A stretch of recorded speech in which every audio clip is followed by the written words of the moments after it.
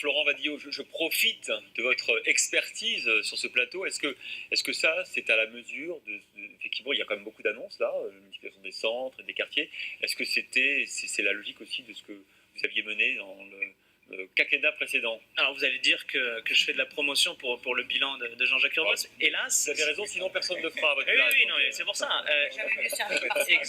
Exactement. Non, mais hélas, c'est le plan de sécurité pénitentiaire du 27 octobre 2016. Donc j'ai regardé ce que le Premier ministre a annoncé avec beaucoup d'intérêt parce que j'y retrouvais vraiment nous petits.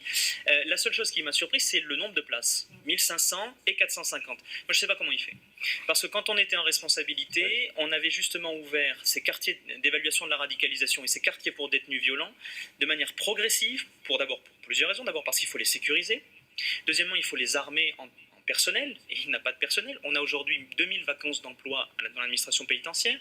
Et ensuite, il ne faut pas obérer la capacité pour la détention classique d'avoir des cellules non surpeuplées, avec 3, 4, 5 personnes sur des cellules, dans des cellules avec parfois 2 matelas au sol, sur une cellule de 11 mètres carrés en général.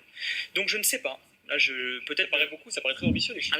Honnêtement, je ne sais pas comment il fait. Donc, à moins de construire des établissements pénitentiaires d'ici la fin de l'année, de pousser des murs, je ne vois pas comment il fait. Si, plutôt je vois, et je trouve que c'est ça assez cynique, c'est-à-dire que ça va manger sur la détention classique.